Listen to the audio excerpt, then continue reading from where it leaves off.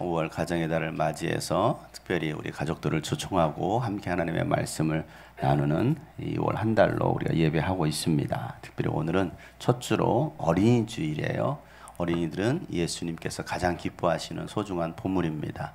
우리 옆에 있는 우리 어린이들, 주위에 있는 어린이들에게 우리 축복할까요? 이렇게 한번 축복하겠습니다. 예수님의 보물입니다. 네, 다시 한번 사랑과 축복의 격려의 축복의 박수 한번 쳐주십시오. 우리 어린이들을 향하여서, 우리 청소년들을 향하여서. 우리 청소년들도 보배예요, 보배. 축복합니다. 오늘 또 특별히 어린이 주일을 맞이해서 우리 어린이 공동체에서 이렇게 또 찬양과 또 인형극과 또 모든 순서들을 준비했습니다. 오늘 드려진 예배 가운데 하나님께서 또 주시고자 하시는 그 음성을 듣고 또 하나님의 그 깊은 사랑을 경험하는 시간들 되시기를 바랍니다. 오늘 말씀의 제목이 행복한 사람입니다. 여러분은 행복하십니까? 5분만 대답하시네요. 일주일에 한 번 봐서 어색하고 매일 보는데도 어색할 수 있지만 옆에 앉은 분께 이렇게 고백하겠습니다. 나는 당신이 행복했으면 좋겠습니다. 자, 이번에는 좌우 앞뒤 고개를 돌려서 처음 눈이 마주친 분께 다시 한번 고백하겠습니다. 오늘 말씀 듣고 당신이 행복해졌으면 좋겠습니다. 마지막으로 두 손으로 자신을 축복하겠습니다. 주 안에서 다시 행복하자. 파랑새를 찾아다니듯이 매일 행복하고 평안하고 싶은 것이 인간의 본성입니다. 하나님 말씀 속에서 또 신앙생활 안에서 더 행복하고 평안하고 싶은 기대가 있기 때문에 우리가 또 그 행복을 위해서 기도하기도 합니다. 이거는 인간의 본성이니까 어쩌면 당연한 걸 수도 있습니다. 그런데 여러분은 교회를 다니고 또 때로는 예배를 드리고 하나님 말씀 앞에 서면 이 말씀이 여러분을 행복하게 합니까? 무겁습니까? 예상대로 아무 대답이 나오지 않습니다. 네, 왜냐하면 한 예로 들자면 예수님께서 원수를 사랑하라는 말을 주셨습니다. 지금 옆에 앉아 계신 분이 원수는 아니죠? 집에 같이 사는 분도 여러분의 원수는 아닙니다. 내가 죄인인 너를 용서했으니까 너도 그렇게 하라는 예수님의 무조건적인 강요가 아닙니다. 미워한다는 것은 누군가를 미워하는 동안 가장 괴로운 것은 바로 자기 자신입니다. 미움이라는 감옥에 갇혀서 마귀가 주는 쓰레기 같은 감정들을 먹으면서 살아가는 우리를 다시 회복시키려고 미움이라는 감옥에서 구원하시려는 예수님의 사랑이 바로 원수를 사랑하라는 진리의 말씀입니다. 하나님 말씀은 내가 기대하고 생각하는 하나님이 아니라 설령 내가 원하지 않고 내가 기대한 답이 아닐지라도 결국은 나를 위한 거고 나의 행복을 위한 거고 이렇게 나를 살리려는 사랑으로 바로 하나님의 말씀을 우리가 믿고 듣는 겁니다. 오늘 설교자가 2명입니다. 네, 앞에 애기 설교자가 1명 더 있습니다. 여러분이 알아서 양쪽 귀로 들으시길 바랍니다. 오늘 방금 전에 우리가 인형극에서 봤던 이 내용은 누가복음, 성경에 있는 누가복음 15장 한 장 전체 이야기입니다. 여러분은 짧은 시간 9분 정도의 영상과 인형극을 보았는데요. 그 내용이 전부 누가복음 15장에 나오는 사건들입니다. 이 누가복음 15장은 우리를 살리고 또 죄에서, 미움에서, 잘못된 감정들과 또 분노와 또 세상에서 받은 상처와 이런 것들에서 자유케 하시려는 예수님의 사랑이 가득 담겨 있습니다. 이 행복을 함께 찾아보도록 하겠습니다. 첫 번째 이야기 4절 말씀 우리 함께 읽어보도록 하겠습니다. 시작! 어떤 사람이 양 100마리를 가지고 있는데 그 가운데서 한 마리를 잃으면 99마리를 들에 두고 그 잃은 양을 찾을 때까지 찾아다니지 않겠느냐. 이 말씀 우리는 많이 교회를 다니신 분들이라면 많이 들었을 겁니다. 이 말씀에서 오늘 우리가 들여다볼 주인공은 바로 목자가 아니라 100마리의 양입니다. 이 100마리의 양들은 과연 행복했을까요? 오늘 말씀을 보니까 행복했을까요? 100마리의 양들이 행복하려면 그러면 어떻게 해야 될까요? 여러분이 목자고 여러분이 데리고 키우고 있는 양들이 행복하려면 양은 어떨 때 행복을 느낄까요? 여러분의 행복하는 순간이 어느 순간입니까? 배부를 때? 네, 일단 배부르면 처음 시작은 행복한데 나중에 짜증으로 끝납니다. 너무 배가 이제 불러서 죽을 것 같아. 아, 배불러 행복해가 아니라 시작은 분명히 행복이었는데 이제 더 많이 먹을수록 어떻게 되죠? 소화가 네, 코로나 때문에 저도 5kg가 쪘습니다. 살이 찌니까 이제 먹으면 살이 찌니까 안 움직이면 또 살이 찌니까 기분이 나빠지고 점점 내 몸을 볼수록 막 분노가 일어나고 화가 납니다. 항상 배부르고 안전한 곳으로 인도해줘서 평안하게 해주는 목자를 만나면 과연 양은 행복할까요? 하지만 아무리 능력 있는 목자라도 항상 배부르고 안전하고 양들을 100% 편하게 해줄 수는 없습니다. 왜냐하면 풀이 많은 목초지로 양들을 끊임없이 데리고 이동을 해야 되고 또 때로는 사람들의 손이 닿지 않은 더 깊은 골짜기로 데리고 가야 되고 심지어 양들은 풀 속에 있는 독초를 구별해낼 시력도 없습니다. 아무 위험도 없고 안전한 자연 이런 곳이어도 양들이 모두 100% 만족하고 살 수가 없습니다. 그리고 어느 곳을 가든지 늑대와 같이 위험한 동물도 있습니다. 그러니까 완벽한 목자, 완벽한 자연환경 속에서 양들이 행복한 게 아니라 양을 사랑하기 때문에 푸른 풀밭으로 인도하고 또 목숨을 다해서 지키고 보호하는 선한 목자와 함께 할 때 양이 행복한 겁니다. 그런데 신앙생활도 똑같습니다. 교회를 다니고 예수를 믿는다는 것도 똑같습니다. 예수를 믿는다고 항상 배부르고 안전하고 마음이 편할 수는 없습니다.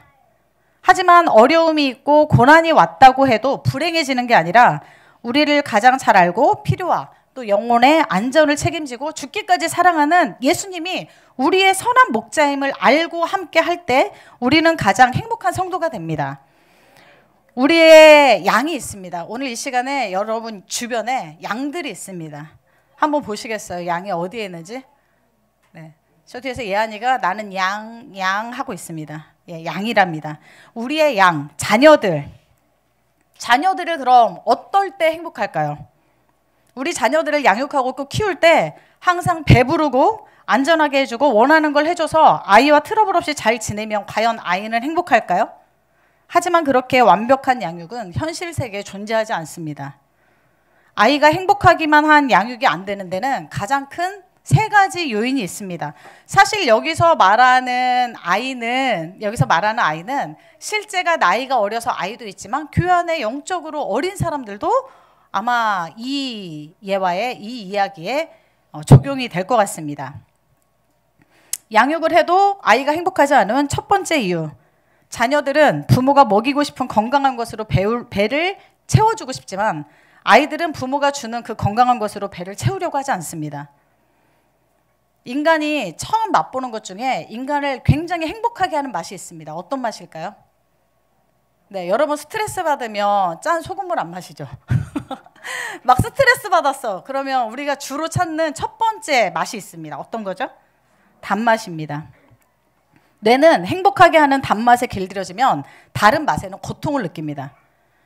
약은 쓰고 비타민은 시고 야채와 무기질은 입안에서 맹맹하고 김치는 맵습니다. 질병은 단맛에서 오고 건강은 나머지 맛들에서 오는데 행복하고 싶은 뇌는 계속 단맛을 찾습니다. 저는 우리 아이들을 키울 때 하루에 먹을 수 있는 단맛의 양을 정해놨었어요. 하루에 마이쮸는 3개. 3통이 아니고 낱개로 3개 이상 안 먹어요. 안 돼. 남은 거는 다음 날. 마이쮸는 하루에 3개, 초코는 2돌 이후 정해진 양만. 탄산음료는 만 3세 전에 먹이지 않는다. 아이스크림을 먹으면 낱개로 먹는 아이스크림은 양이 딱 정해져 있잖아요. 문제는 베스킨라빈스입니다. 통으로 오면 한계가 없습니다. 그래서 아이스크림도 어렸을 때 딱 먹을 양을 덜어서 먹을 양을 딱 정해줬습니다. 지금은 이거 하나도 지키지 않습니다. 네, 커서 먹든 안 먹든 다양한 얼음 반찬도 경험하게 해줍니다. 그런데 장거리 이동이나 캠프와 같은 특수 상황에는 어쩔 수 없이 예외를 둡니다. 애들이 아주 자유롭습니다. 내 눈 밖에서 이제 언니 오빠들이 주는 마이쮸 3통도 다 먹습니다. 네. 하지만 적어도 초등학교 입학 전까지는 이 기준들을 최대한 지켜나가려고 노력했습니다. 그런 데는 몇 가지 이유가 있는데 첫째는 제가 충치 때문에 엄청 고생을 했습니다. 치과를 다니고 임플란트를 하고 임플란트 하신 분들은 알 거예요. 아기 낳는 고통과 맘먹는 고통이 있습니다. 여러분 관리 잘 하시기 바랍니다. 충치 때문에 너무 고생을 해서 내 아이들이 치과에 가서 나랑 씨름해야 될 것을 생각하니까 차라리 안 먹이고 말겠다. 그리고 두 번째는 제가 이제 심리상담 공부를 하면서 책에서 언뜻 본 기억이 있습니다. 단맛이, 과도한 단맛이 아이를 폭력성을 키운다는 말을 봤습니다. 그래서 단맛은 정해놓고 키워야지. 엄마가 폭력적인데 아이까지 폭력적이면 이 집안은 난리가 난다. 엄마 하나로 족하다. 더 이상 폭력은 우리 집안에 허용되지 않는다. 그래서 저는 단맛을 줄이고 최대한 아이들이 먹어야 될 것을 먹게 하려고 만 5세까지는 노력을 했습니다. 초등학교 입학하고 나니까 그 한계선이 잘 안 지어지더라고요. 그런데 어릴 때 자꾸 절제하고 먹는 양을 정해놓고 했더니 우리 아이들이 어렸을 때 사탕을 잘 안 먹더라고요. 사탕을 잘 안 먹고 초코는 먹지만 초코도 과하게 먹지 않아요. 지금은 과하게 먹습니다. 그런데 어릴 때는 딱 정해진 양이 있으니까 사탕을 누가 주면 안 먹고 저한테 가져옵니다. 사탕의 맛이 너무 이게 느껴지고 아이들 입맛에는 분명히 그럴 건데 습관을 들여놨더니 잘 먹지 않습니다. 대신 초코를 먹었죠. 아이들은 부모가 먹이고 싶은 건강한 거를 먹지 않아요. 여러분들도 아마 여러분 지금 아이가 아니더라도 여러분 자신을 생각해 보면 20대에 비타민, 영양제, 무기질 챙겨 먹는 사람 드뭅니다. 건강 염려증이 있지 않은 이상 잘 안 챙겨 먹어요. 심지어 엄마가 쑥즙, 양파즙, 각종 즙으로 네 건강을 좀 보호하렴 하고 주지만 저도 먹지 않았어요. 제가 30대 때 이제 주변에서 사역하고 하니까 좀 몸을 보호하라고 홍삼 같은 거를 막 주십니다. 30대 주시면 한 박스에서 5개 이상을 잘 안 먹은 것 같아요. 5개 이상을. 지금은 이제 딸리니까 수시로 먹어요. 지금은. 근데 아이들도 마찬가지죠. 아이들도 우리가 아무리 건강하다고 비타민 챙겨주고 영양제 챙겨주고 곰돌이 젤리 모양 아니면 먹지 않습니다. 단맛에 길이 들여졌기 때문에 내가 건강한 거를 굳이 챙겨 먹지 않습니다. 그러니까 먹는 것 때문에 부모랑 막 싸우게 돼요. 아이가 행복하기만 한 양육이 안 되는 두 번째 이유. 부모는 안전한 곳으로만 인도하지만 아이는 꼭 위험한 곳에 호기심을 갖습니다. 영적인 어린아이도 마찬가지입니다. 이건 왜냐하면 어릴수록 시야는 넓은데 판단은 좁습니다. 무슨 말이냐면 어른들은 앞에 있는 거에 초점을 맞추면 여러분 예를 들어 저를 보세요. 저를 보시면 아마 옆에 있는 게 흐려지지 자세히 보이진 않습니다. 저를 보면, 그렇죠? 저를 보면 이 십자가가 흐리게 어디쯤에 보이지 정확하게 보이지 않습니다. 그런데 왜 이렇게 어른들은 하나에 집중을 하면 잘 안 보이냐면 살면서 이게 훈련이 됐기 때문입니다. 자꾸 초점을 맞추는 훈련을 한 거예요. 그러니까 어른이 될수록 요만큼 보면 그 다음이 잘 보이지 않습니다. 그러니까 아이들이 생각할 때는 어른들이 낫대가 꼰대 같고 막 이렇습니다. 왜냐면 아이들은 보이는 게 많거든요. 보이는 게 많은데 어른들은 딱 그 보는 것만 보고 그게 옳다고만 이야기하니까 아이들 입장에서는 그 이상의 것이 보여요. 어린아이들 1세 이런 아이들은 이게 다 보입니다. 요렇게가 아니고 애들은 우리가 보는 초점이 아직 안 정해졌기 때문에 이 180도 각도가 다 보입니다. 어릴수록. 그런데 어른들은 이렇게 집중해서 하나를 보는 초점의 훈련이 돼 있고 또 위험에 대한 경험이 있고 다양한 정보들이 있기 때문에 위험을 피할 수 있어요. 하지만 어릴수록 많은 것들은 보이지만 그래서 많은 것들을 경험하고 싶지만 위험한지 안전한지 아직 경험도 안 되고 판단이 안 서 있어요. 그러니까 내가 무조건 보이는 대로 가고 보이는 대로 행동하고 싶은 그건 넓은 시야가 있기 때문에 어쩌면 당연한 것입니다. 지난주에 어린이 그 공동체에서 소풍을 갔습니다. 소풍을 가서 이제 아이들을 이렇게 넓은 자연에다 이렇게 딱 놓으니까 이제 선생님들이 그 모습이 이뻐서 막 이렇게 사진을 찍어줘요. 쫓아다니면서 막 사진을 찍어주는데 예한이 사진은 100장인데 하준이 사진이 10장이 안 돼. 왜일까요? 네, 하준이가 막 뛰어다녀요. 그러니까 선생님이 카메라를 이 구도 좋은데 하면 이미 시야에 없습니다. 막 뛰어가서 어디론가 가서 하준이 사진은 대부분이 다 뒤통수만 있어요. 하준이가 자꾸 다 뛰어가가지고 뒤통수 사진만 그렇게 많습니다. 왜냐하면 그건 하준이 잘못이라고 이야기할 수 없습니다. 위험한지 안 위험한지 아직 경험도 없을 뿐더러 애는 보이는 게 많기 때문에 그 보이는 걸 쫓아가는 게 어쩌면 당연한 거예요. 그런데 영적으로 어린아이도 마찬가지입니다. 내 자녀가 하지 말라는 것만 하고 가지 말란 곳에 자꾸 간다면 우리 아이가 아직 어려서 시야는 넓은데 바른 판단이 안 되는구나, 이렇게 생각하시면 됩니다. 아이가 행복하기만 했으면 하는 양육이 되지 않는 세 번째 이유는, 부모가 생각할 때 지금 필요한 걸 해주면 자녀들은 그건 자신들이 원하는 게 아니라고 이야기합니다. 아이들은 각 나이에 맞는 발달 단계가 있어요. 부모는 키우면서 경험적으로 본능적으로 이 아이에게 지금 필요한 게 뭔지를 파악해냅니다. 태어난 지 6개월쯤 된 아이는, 6개월이 넘어가는 아기들은 어른들이 밥 먹는 밥상을 보면 관심을 보이고 침을 흘립니다. 네, 이유식을 시작할 때가 됐다는 거죠. 더 이상 나는 젖병에 의존하지 않겠다.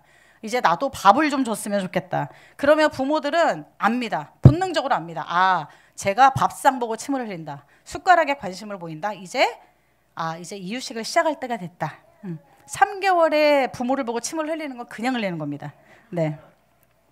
그래서 저도 엄마표 이유식으로 키워보겠다고 팔 빠지게 모든 걸 잘게 다지고 불 앞에서 1시간 동안, 그 이유식 끓이는 게 10분 만에 끓여지지 않아요. 1시간 동안 서서 끓이고 있으면 내 부모에게도 이런 정성으로 밥상 한번 못 차려줬는데 불효자는 웁니다. 눈물로 만든 이유식을 맛만 보고 고개를 확 돌려버려요. 그리고 자기에게 익숙한 분유를 달라고 해요. 얘가 그랬어요. 모유만 먹겠다. 이유식 1시간 내내 끓여서 입에다 넣으면 애기 그 이유식 숟가락으로 반 숟가락도 안 먹었어요. 나는 너무 힘들게 우리도 못 먹는 소고기까지 다져가면서 끓여줬는데 그 이유식 숟가락에 반 숟가락도 안 되고 고개를 돌리고 저기 가버려요. 안 먹습니다. 그래서 엄마는 불효자라 울고 애기는 분유 달라고 울고 같이 웁니다. 마냥 놀아도 예쁜 유치원을 수료하고 나면 마냥 놀기만 하면 불안한 초등학교에 입학합니다.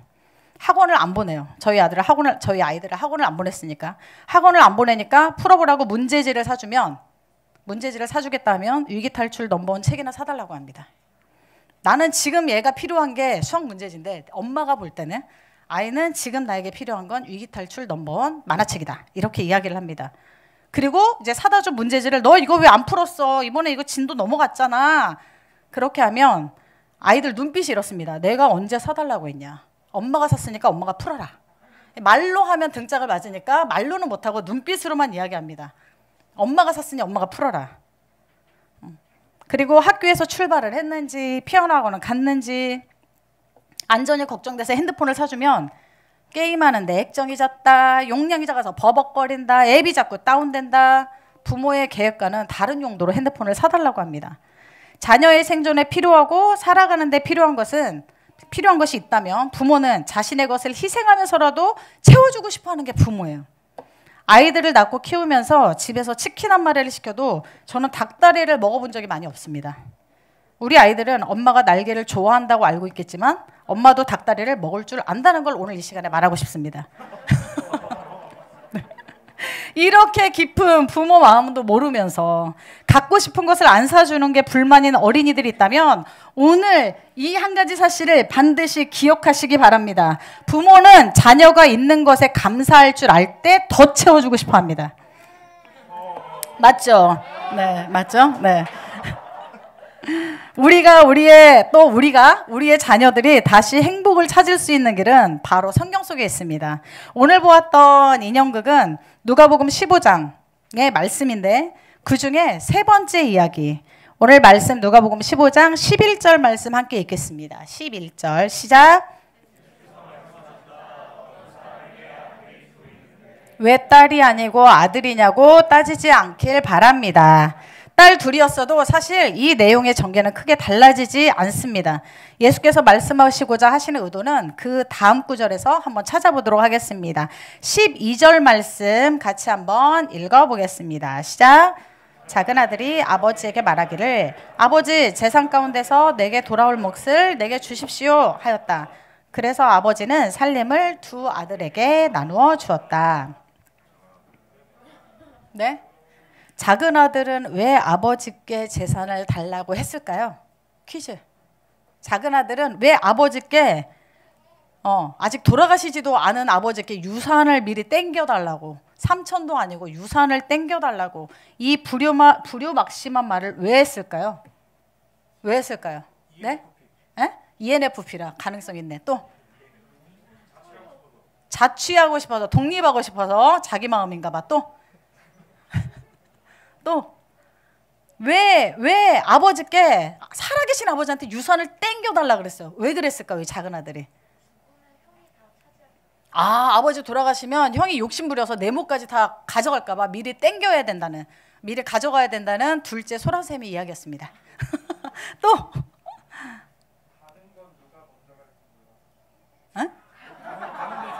가는 게 순서가 없으니까 내가 써보지도 못하고 죽을까 봐 굉장히 창의적인 이야기였어요. 창의적이고 성경을 안 읽은 이야기였어요. 자, 그 답은 13절에 있습니다. 13절 말씀 함께 보겠습니다. 13절 시작. 며칠 뒤에 작은 아들은 제 것을 다 챙겨서 먼 지방에 가서 거기서 방탕하게 살면서 그 재산을 낭비하였다. 이 둘째 아들이 아버지 것을 땡겨받은 이유는 바로 이 13절에 있습니다. 아버지를 떠나고 싶었어요. 그리고 세상에서 좀 살아보고 싶었어요. 그러니까 받은 지 며칠 만에, 그 며칠이 왜 필요했을까요, 여러분? 받으면 바로 나가도 되잖아. 돈이 생겼으니까. 며칠이 왜 필요했을까요? 집에 있는 자기 것을 챙겨야 되니까. 챙겨서 나가야 되니까. 며칠 동안 아버지를 떠나고 싶었고, 아버지가 살아가는 데 필요한 먹을 것, 안전, 모든 것을 책임져주고 있었지만 그 고마움보다 자신이 가지지 못한 그것 때문에 자기가 불행하다고 생각을 했기 때문입니다. 저곳에 가면, 또 저것을 가지면 나게 행복해지겠지. 오랫동안 고민하고 생각한 둘째 아들은 유산을 받고 며칠 뒤에 집을 나갑니다. 집을 나간 둘째는 행복했을까요? 행복하지 않았을까요? 행복했습니다. 가보고 싶었던 곳도 가고, 가지고 싶었던 것도 갖고, 누리고 나니까 너무 행복해요. 인간의 본성이에요. 가지면서 누리면서 나 행복하지 않다고 생각하시는 분은 상담을 받으셔야 돼요. 지금 내가 갖고 싶은 거 갖게 되고 먹고 싶은 거 먹게 되는데 자기가 불행하다고 생각하는 사람은 마음 깊은 곳에 아픔이 있습니다. 병이 있습니다. 근데 이 둘째 아들은 나가서 이것들을 하고 나니까 너무 행복했어요. 그런데 아무리 행복해도 가끔 아버지 집이 생각이 나잖아요. 아버지랑 있었던, 그 아버지가 또 해주셨던 막 이런 것들이 생각이 납니다. 그런데 지금 또 내 주변에 나와 행복을 나누고 나와 함께하는 사람들이 있으니까 사실 아버지에 대한, 집에 대한 미련은 그렇게 오래가지 않습니다. 그런데 그 행복은 단맛처럼 잠깐이고 돔과 함께 사라졌습니다. 작은 아들이 나가서 탕진한 것은 사실 돈이 아닙니다. 아버지의 희생, 사랑, 은혜입니다. 아까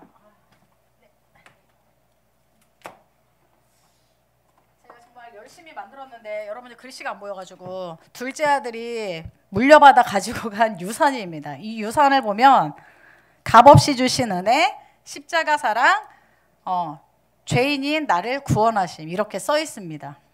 이렇게? 네, 이렇게 써 있습니다. 아버지에게 물려받은 건 사실 아버지가 평생 젊을 때 수고한 노력의 대가, 자식이 보탠 게 하나도 없이 그저 그냥 부모가 노력하고 수고해서 얻은 게 유산입니다. 자식이 일손을 보태서 부풀린 게 아니에요. 그러니까 내 몫이 거기에 원래 없다는 거예요.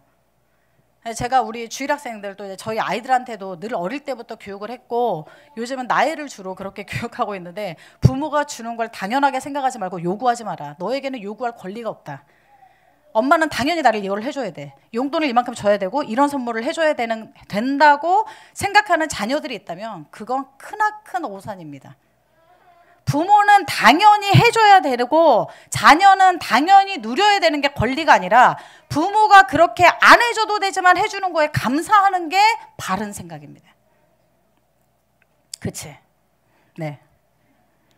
그것처럼 이렇게 아버지의 은혜, 아버지의 사랑, 나이를 또 잡아주셨네요. 이렇게 은혜, 탕진한 것은 사실 이런 것들을 탕진한 거예요. 하나님 아버지께서 우리를 사랑하시고 보호하시고 매일 영혼의 양식으로 먹여주시는데 어느 땐가부터 그게 당연한 누림이 되고 반복되는 의미 없는 예배가 되고 말씀이 나를 무겁게 하고 하나님의 은혜가 점점 더 부담이 되고 그래서 교회를 나가고 예수를 떠난다고 생각하지만 그들이 교회를 나가고 예수를 떠날 때 그들 손엔 이렇게 하나님의 유산이 있습니다. 이 유산이 효력을 다할 때까지는 이렇게 다 사라지기 전까지는 주를 떠나도 교회를 떠나도 행복할 수 있습니다.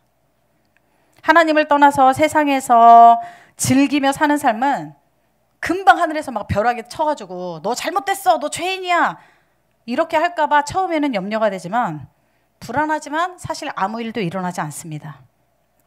아무 일도 일어나지 않으니까 세상에서 살아가는 게 너무 달콤해, 행복해. 내가 그동안 이렇게 하고 싶었어. 드디어 내가 내 부모를 떠나서 자유다 이렇게. 그러나 그것은 하나님의 보호하심이 유효기간과 유효거리가 있다는 사실을 모르기 때문에 착각하는 것입니다. 하나님의 사랑은, 하나님의 이 은혜는, 이 보호하심은 유효기간이 있어요. 그걸 다 써먹을 때까지. 유효거리가 있어요. 본인이 하나님을 더 멀리 떠날 때까지. 오늘 14절 말씀입니다. 14절 말씀 같이 읽어보겠습니다. 시작. 그가 모든 것을 탕진했을 때 그 지방에 크게 흉년이 들어서 그는 아주 궁핍하게. 15절 16절도 같이 읽겠습니다. 시작. 그래서 그는 그 지방의 주민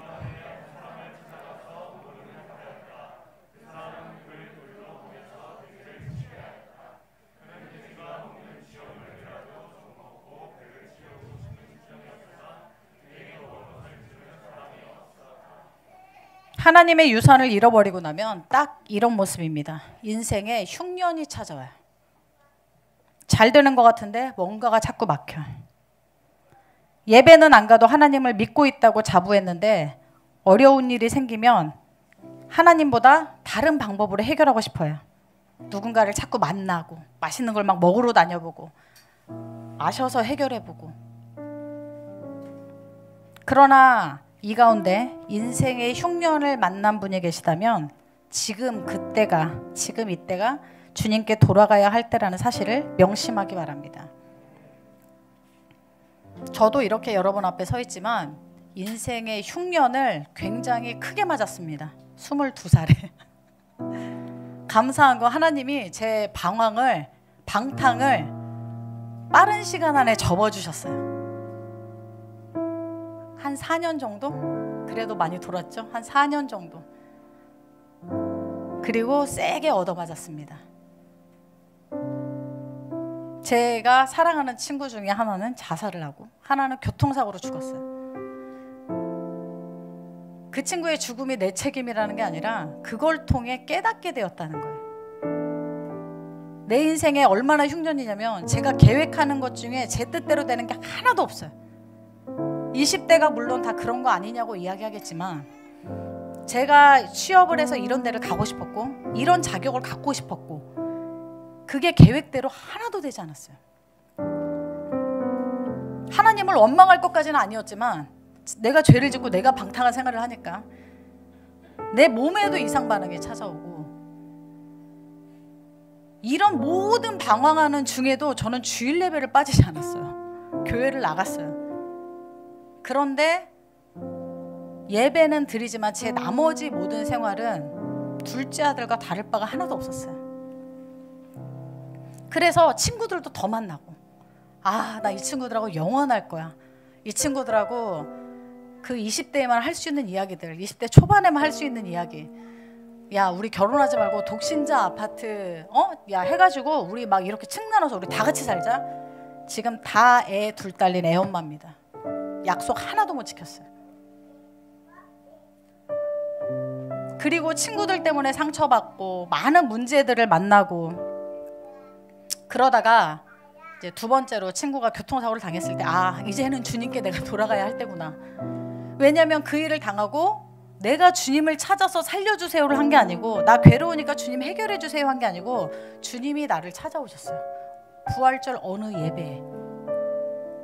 그리고 아무 말 없이 그 환하고 사랑의 빛을 저한테 딱 내리셨어요. 제 모든 게 다 씻겨 내려갔어요. 여러분 그런 경험 안 해봤죠? 내 안에 고민, 갈등, 아픔, 상처를 한 방에 주님이 다. 그리고 이제 주님 앞에 왔는데 제 모습은 지금 이 둘째 아들처럼 영적 상태가 너무 처참한 거예요. 그동안 중학교 때 성령 받고 방언하고 하루에 교복 입고 매일 가서 몇 시간씩 기도하고 전도하러 다니고 교회 안 나오는 언니 오빠들 있으면 집까지 쫓아가서 막 예배 데리고 오고 그 짧은 몇 년 동안 그게 하나도 밑바닥을 다 보였어요. 아주 형편없는 사람이 돼 있었어요. 이런 내가 주님을 찾을 자격도 없어. 내가 주님, 나 이런 주님이 나를 살려야죠. 예수님이 나 때문에 십자가 지셨잖아요. 이만큼 살아가면 나 책임지셔야죠. 이렇게 말할 자격도 없어요. 그런데 주님을 다시 만났을 때, 주님께서 나를 만나주셨을 때 주님은 나를 용서하실 뿐만 아니라 사랑하신다고 말씀하셨어요. 오늘 이 시간 주님은 여러분이 어떤 모습이든, 여러분의 영적 상태가 또 여러분의 삶이 어떤 모습이든 용서하실 뿐만 아니라 여러분을 사랑하십니다.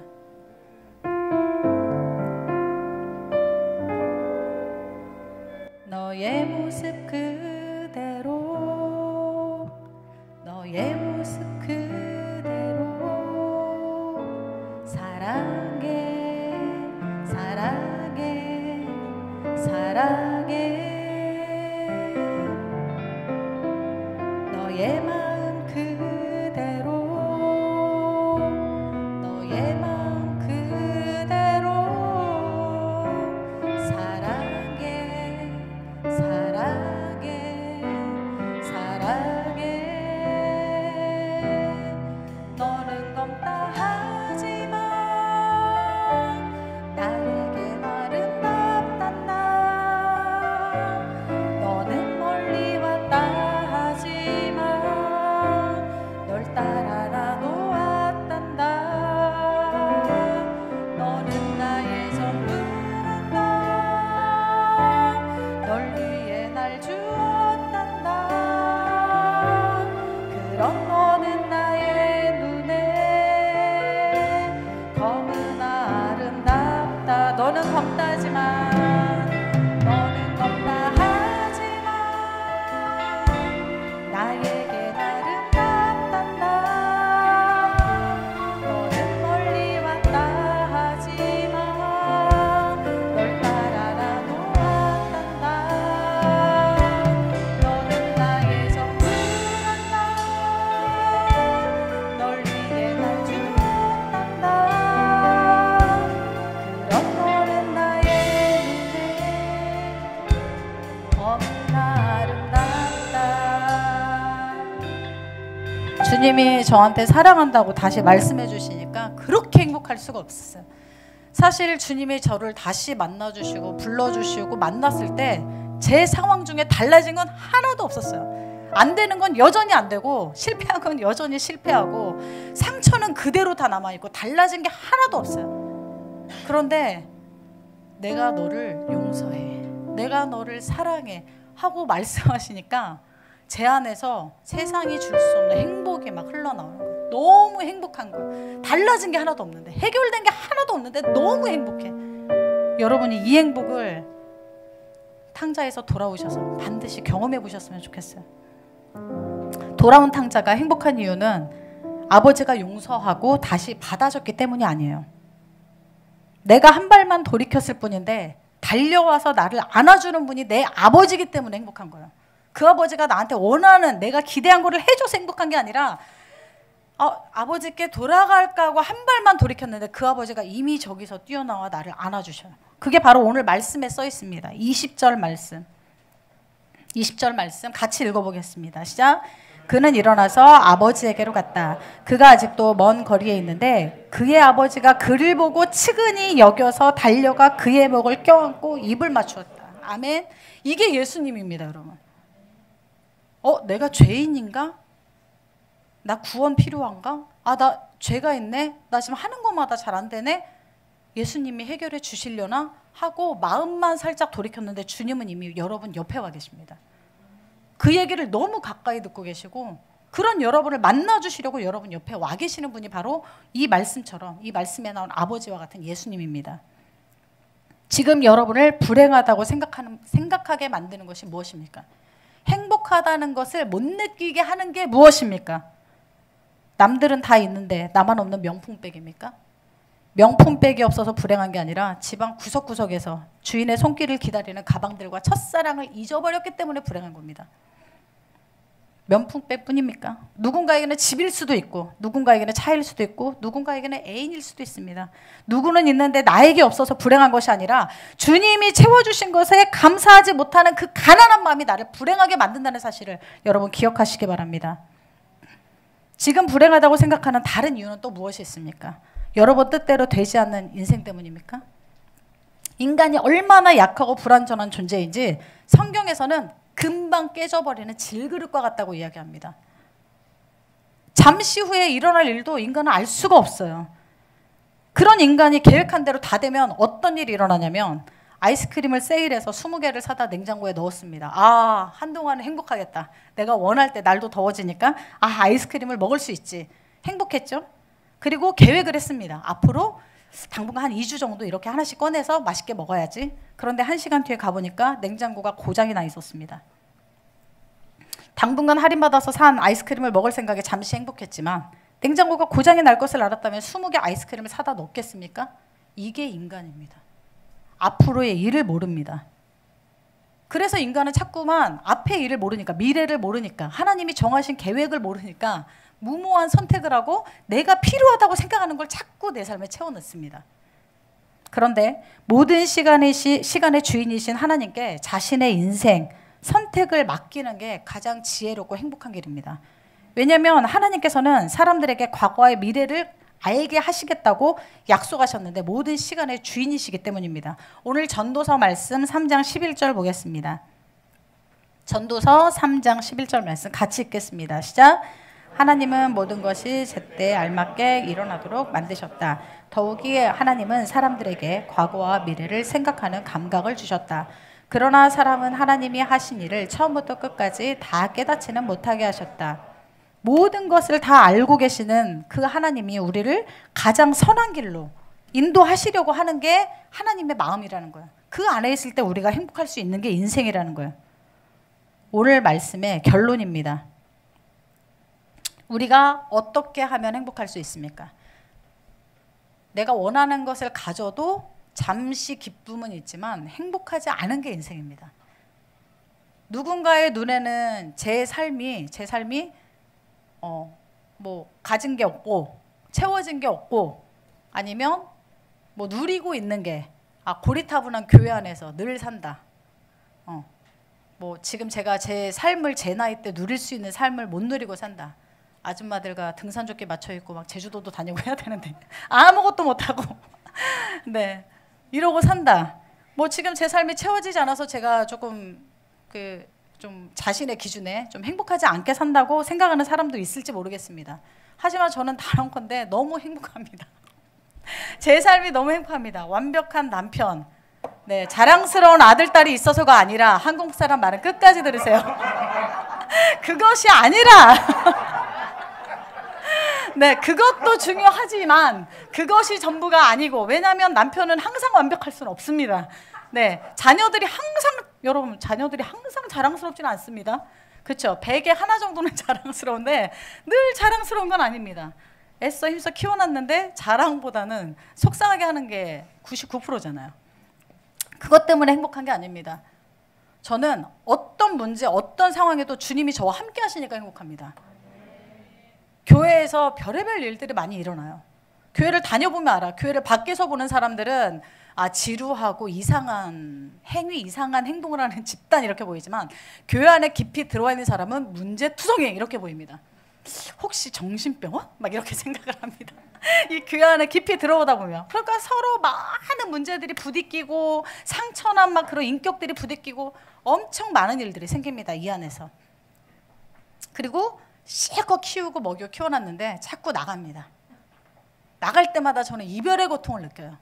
익숙해서 안 아픈 게 아니라 한 사람 한 사람이 다 그립고 막 이별의 아픔을 진짜 제가 이성교제에서 못 느껴본 그 이별의 아픔을 이 사역 안에서 엄청 세게 맞고 느낍니다. 그런데 왜 행복하냐면 남들이 알 수 없는 감사와 만족이 있기 때문입니다. 아무도 세상에서는 이런 나를 이해할 수 없어. 이런 행복감을 이해할 수가 없어. 교회에서 그 잠깐씩 느끼는 그 행복감은 세상이 주는 쾌락과는 비교가 할 수가 없어요. 비교를 할 수가 없어요.